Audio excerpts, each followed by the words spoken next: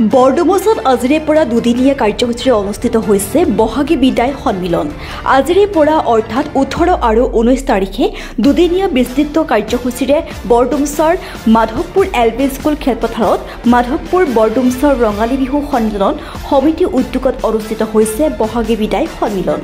আজি পুৱাৰ ভাগত পতাকা উত্তোলন কৰে উদযাপন সমিতিৰ সভাপতি ভাদেশ্বৰ মৰাণে। স্মৃতি তৰ্পণ কৰে উদযাপন সমিতিৰ সম্পাদক জীৱন সোণোৱালে। উক্ত কাৰ্যসূচীৰ মাজতে বৰডুমচা মিহিলি ঋতুৰ গাঁৱৰ নিবাসী ধৰ্মৱান ব্যক্তি মুক্তানাথ নেওগৰ স্মৃতিত 1 মিনিট সময় কৰা হয় মৌন প্ৰাৰ্থনা। দুপৰীয়া ভাগৰ পৰাই অনুষ্ঠিত হ'ব বিভিন্ন ধৰণৰ প্ৰতিযোগিতাসমূহ।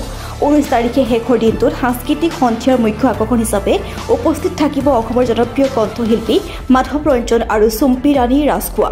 উদযাপন সমিতিয়ে সকলো ৰাইজৰ উপস্থিতিৰ লগতে সহায় সহযোগিতাৰ কামনা কৰিছে।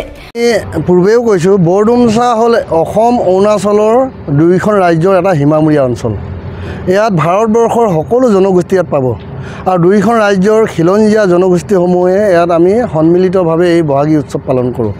ইয়াত আমি টাই আহোম, সোণোৱাল কছাৰী, মৰাণ, মটক, আদিবাসী, গোৰ্খা, হিন্দী ভাষী, ভোজপুৰী, আমাৰ বেংগলী ভাষী বা আমাৰ ইয়াত চিম্ফ, খামতি, নক্টে, পন্থাই, তানচা আদিকে কৰি ভাৰতবৰ্ষৰ বিভিন্ন জনগোষ্ঠী ইয়াত বাস কৰোঁ। আৰু আটাইতকৈ আমাৰ এই অঞ্চলৰ উল্লেখযোগ্য দিশ হ'ল ভাৰতবৰ্ষৰ বিভিন্ন ৰাজ্যত সীমামূৰীয়া বিবাদ হয় আৰু ল' এণ্ড অৰ্ডাৰ ছিটুৱেশ্যনো বিভিন্ন সময়ত হোৱাৰ আমি খবৰ পাওঁ।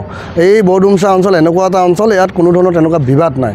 আৰু সেইকাৰণে আমি বৰডুমচা মাধৱপুৰ যিখন ৰঙালী বিহু সন্মিলন সমিতিৰ উদ্যোগত যি আমি বহাগী এই উৎসৱটি পালন কৰোঁ, ইয়াৰ বিশেষত্ব এইটোৱেই যে অসমৰ আয়ুৰেখা, অসমৰ জাতীয় স্বাভিমান, আমি অসমৰ এই ৰঙালী বিহুটিয়ে আমি জৰিয়তে আমি আমাৰ সমন্বয় এনাৰ্জিডাল আমি অধিক সুদৃঢ় কৰিবৰ কাৰণে আমি চেষ্টা কৰোঁ।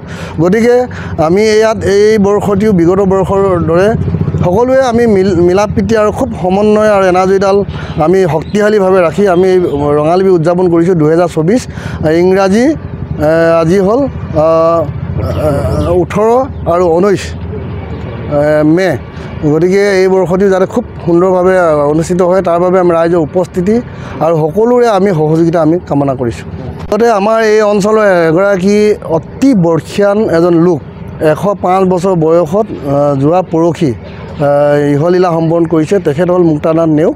তেওঁ এই অঞ্চল যেতিয়া 105 বছৰ আগত যেতিয়া এই অঞ্চল বিভিন্ন জংঘলৰে ভৰপূৰ আছিলে, এই অঞ্চলত তেতিয়া শিক্ষানুষ্ঠান, বিভিন্ন ৰাজহুৱা অনুষ্ঠান, বিভিন্ন কাৰ্যক্ৰম সামাজিকভাৱে তেওঁ কৰাৰ ক্ষেত্ৰত তেওঁ আগভাগ লৈছিলে।